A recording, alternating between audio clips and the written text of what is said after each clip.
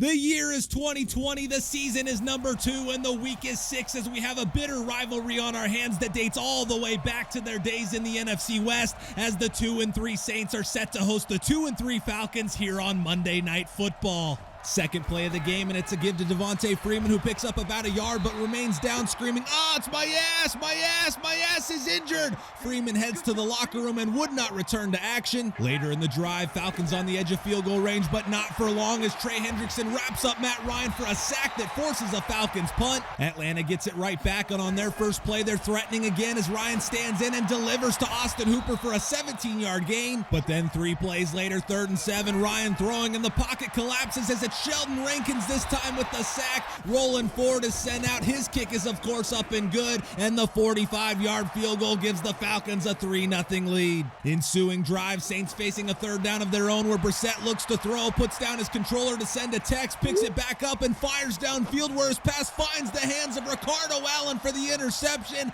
Allen brings it back into New Orleans territory, and the Falcons, already up 3, are looking to score again. 2 plays into their drive, and the chains are moving as reserve running back Brian Hill has the first down and 11 yards to the Saints 25. Then facing 3rd and 5 as the first quarter winds down, it's Ryan to Julio Jones on the crosser for 11 yards down just outside the 10. And to start the second quarter, it's Ito Smith with the give and the moves as he zigzags his way down inside the 1, which leads to the very next play, and Brian Hill getting bottled up but fighting his way into the end zone for his first career score and a 10-0 Falcons lead. Saints go to work on their first play with Jacoby Brissett going short to Laquan Treadwell, who sends Desmond Trufant to the shadow realm as he's got the first down and 23 yards near midfield. 2 plays later, and it's Brissett throwing and going right back to Treadwell for 11 yards and another Saints first down. Then on the following play, Brissett drops to throw and has good protection until Lorenzo McManus breaks through to drop him for the sack and a loss of 6. But that leads to 2 plays later where on 3rd and 4, it's Brissett to Treadwell one more time for 16 yards down inside the 20. Next play and make it 1st and goal as Brissett play fakes and hits Michael Thomas late on the crosser, and he sneaks up the sideline before being knocked out at the 5. And that leads to 3 plays later, Brissett throwing, and he fits it into Traquan Smith for the 5-yard score, and the Saints answer right back with a long touchdown drive of their own to make it 10-7. First play for the Falcons, and they waste little time as Ryan fires down the seam to Austin Hooper for 25 yards right to midfield. 2 plays later, and it's a counter to Brian Hill, who gets outside and has a ton of room to run and picks up 14 yards on another Falcons first down. Then on the following play, Ryan with the play fake and rolling to his right wants Julio Jones, but it's Marshawn Lattimore who comes down with the ball, and the interception halts the Falcons' momentum as the Saints take right back over inside their own 20. So back to the Saints offense, where on 3rd and 2, Alvin Kamara converts as he picks up 11 yards and a New Orleans first down. 5 plays later, 3rd and 2 again, where Kamara has another huge hole, picking up 14 yards to move the chains again. And on the following play, it's another new set of downs as Brissett fakes and fires to Austin Seferian-Jenkins for 14 yards to the Falcons 15. Then facing another 3rd and 2 from the 7, Brissett's pass intended for Jared Cook is off the mark, incomplete.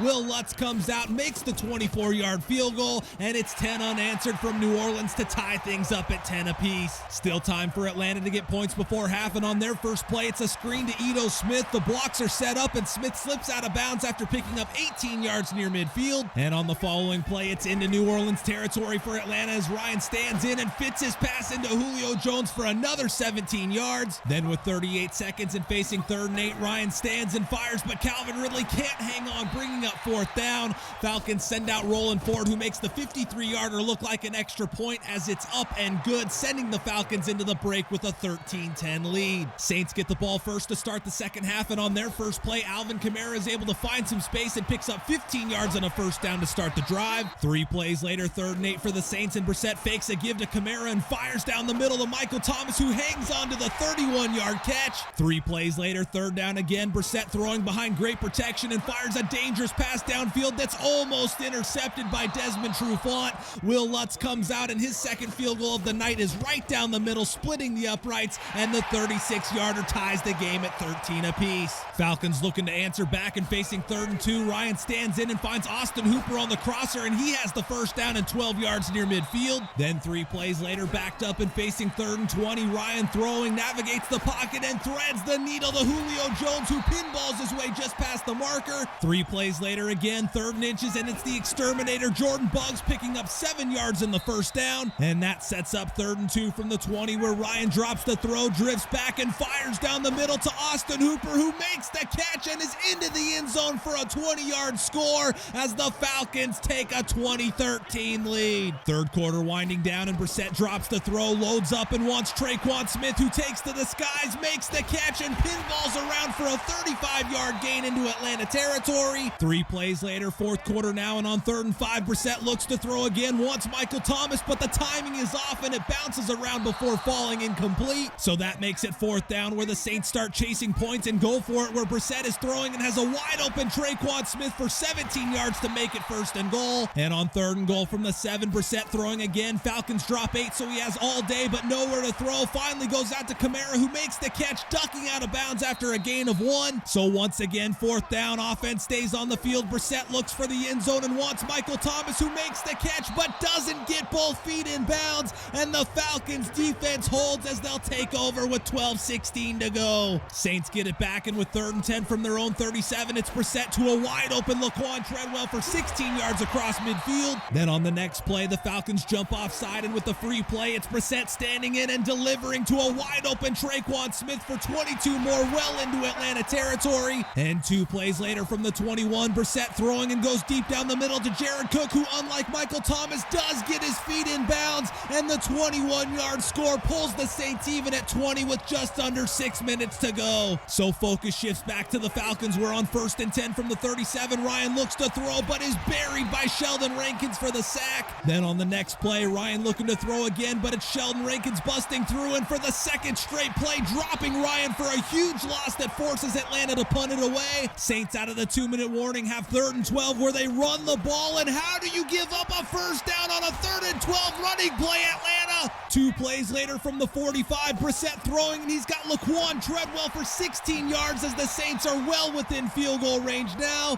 Falcons exhaust their timeouts, and on 3rd and 13, they do get the stop this time, but it'll cost them another 40 seconds as the clock ticks down. Will Lutz puts the 45-yarder right down the middle, and with 36 seconds to go, the Saints have taken a 23-20 lead. Falcons need a miracle, and on their first play, Ryan fakes and fires down the middle to Mohamed Sanu, who had it but can't hang on. And on the next play, Ryan looking to throw again, and his pass is going to be intercepted by Chauncey Gardner-Johnson. And the Falcons' magic that led them to winning 11 of their last 12 last season appears to have been left in season 1, as they fall to 2-4 on the year and 0-2 in the division. Atlanta only musters 269 total yards and somehow gives up a 3rd and 12 run that leads to their demise. Atlanta will head back home next week for another primetime showdown as they try to salvage their season against the Cowboys on Sunday night. All right, guys, so we once again kind of melt down and maybe not necessarily collapse, but definitely let one slip away at the end there.